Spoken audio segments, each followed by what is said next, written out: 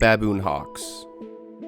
Hazard level B+, they take 4 hits to kill, they do 20 damage per hit, the most you'll ever see is 15, and they're most commonly found on adamants.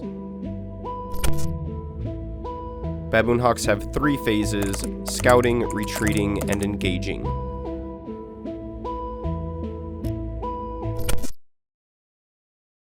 Before I explain the Baboon Hawk scouting phase, you should note that they always spawn in pairs. This doesn't mean they spawn next to each other, this just means they will always spawn 2 at a time. Baboon Hawks now use nests which are marked by 3 wood pikes and a player's head.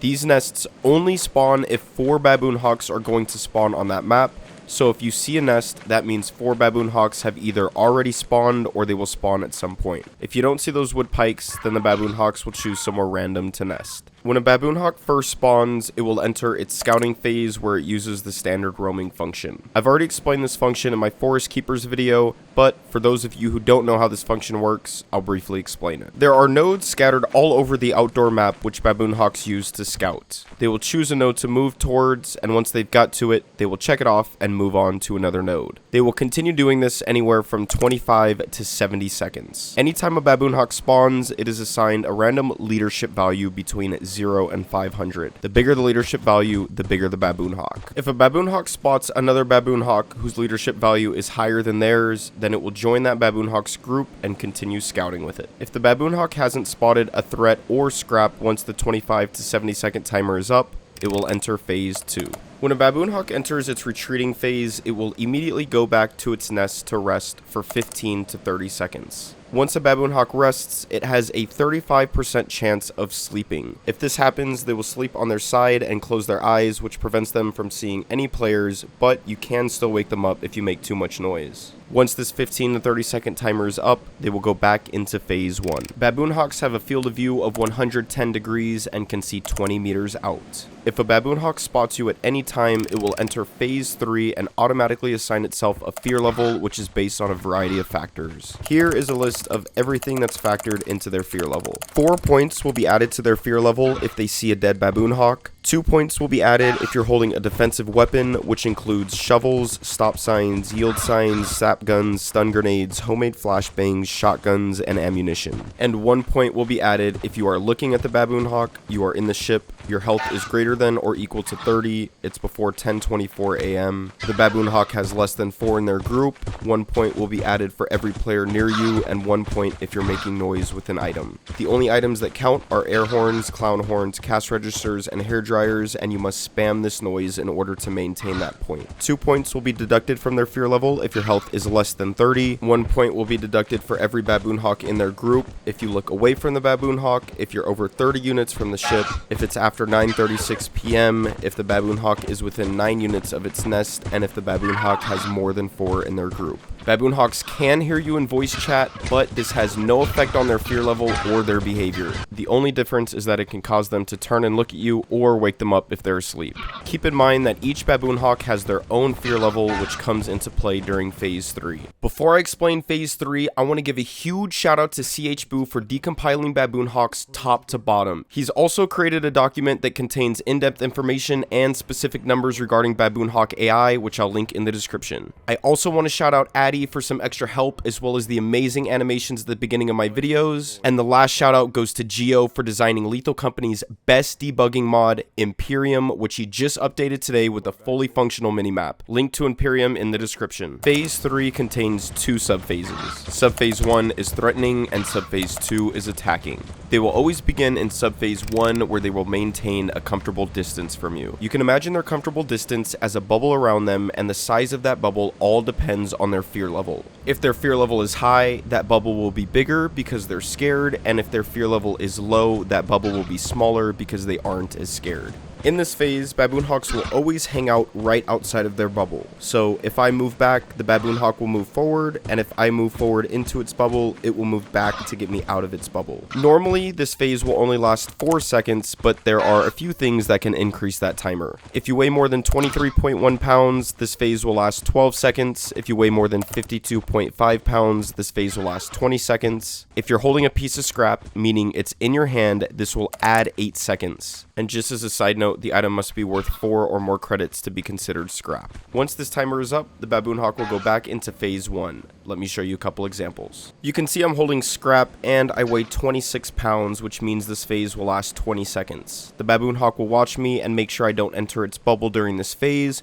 Once the 20 seconds is up, the Baboon Hawk will go back into phase 1. In this example, I'm not holding any scrap and I only weigh 5 pounds, which means this phase will last 4 seconds. Once the 4 seconds is up, the Baboon Hawk will go back into phase 1, but what ends up happening a lot of the time is the Baboon Hawk will spot me again right away, which just sends him back into the subphase. Baboon Hawks also have an anger meter, which they use to tell them whether to stay in the subphase or to advance into the next subphase. This anger meter increases anytime you enter their bubble. You'll know you're in their bubble if they caw. If you hear them caw, that means you're in their bubble and their anger meter is increasing.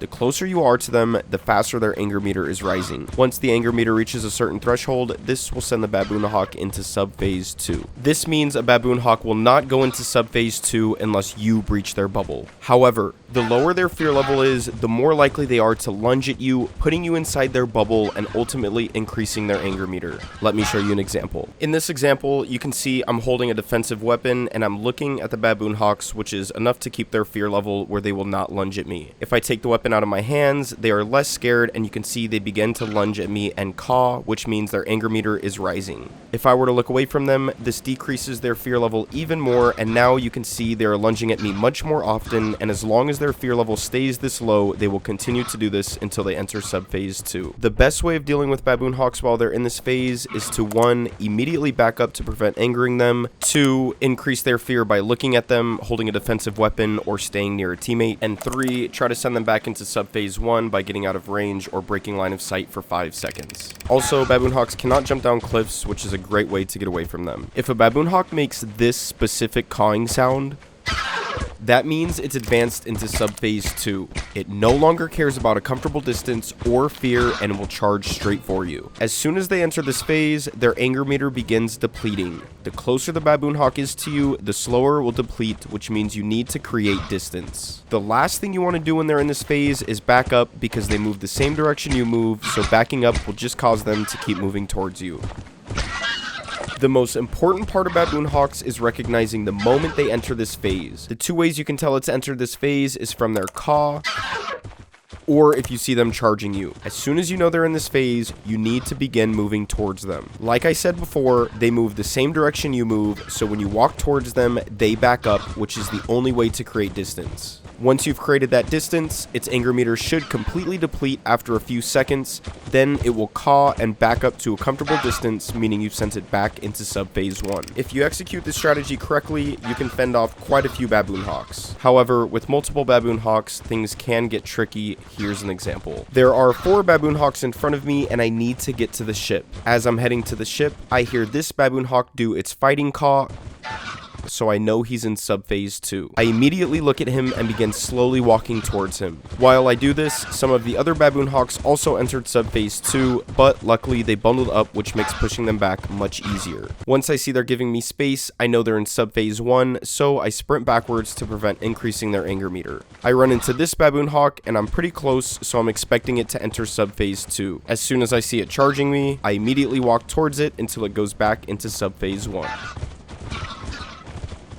Even if a Baboon Hawk gets close enough to hit you, keep pushing towards them because it's the only way to create distance. You can also hit a Baboon Hawk out of this phase, just be sure to back up right when you hit it because if you stay close, its anger meter will rise extremely fast. Baboon Hawks also have a mechanic where they will pretty much ignore you if their fear level is extremely low, so if you run into a pack of 5 or 6 Baboon Hawks, don't hold any defensive weapons and look the other way. No matter what phase a Baboon Hawk is in, as soon as it spots scrap, it will pick up the most expensive piece it sees, then enter phase 2 to drop it off at its nest. If it spots a player while it has a piece of scrap, it will hold onto that scrap until it goes back into its retreating phase. Baboon Hawks do not care about fear level or how close you are to the piece of scrap when they spot it. They will simply go straight for it. This can be dangerous because if you're close to the scrap when the Baboon Hawk goes for it, this will put you in their bubble, increasing their anger meter and potentially putting them into subphase 2. If a Baboon Hawk enters subphase 2 while holding scrap, it'll drop the scrap and focus on you. So make sure you do not leave scrap scrap outside if there are Baboon Hawks on your map, especially on Adamant since they're most common on this moon. To sum up Baboon Hawks, there are 2 general rules you should follow. If a Baboon Hawk is moving away from you, move away from the Baboon Hawk. If a Baboon Hawk is moving towards you, move towards the Baboon Hawk. Everything I've just explained is how Baboon Hawks will act if they spot a player, forest keeper, eyeless dog, old bird, or mimic. Baboon Hawks do 20 damage every half a second, taking 6 hits to kill you, meaning they can kill you as fast as 3 seconds. You can stun a Baboon Hawk with a zap gun, a stun grenade for 3 seconds, or with a radar booster for about half a second. Baboon Hawks take 4 hits to kill with a shovel, sign, or kitchen knife. If you're only dealing with one Baboon Hawk, the best way to kill them is to put them into subphase 2, then strafe around backwards in a circle while you hit it. If you're dealing with multiple Baboon Hawks, you want to use the same strategy I explained in subphase 2 where you move towards them. The only difference is that you're swinging your shovel when one gets close enough. You can also kill a Baboon Hawk with 1 shot from a shotgun. We just hit 35,000 subscribers. If you haven't clicked subscribe, click it now. I'm also live on Twitch right now, first link in the description.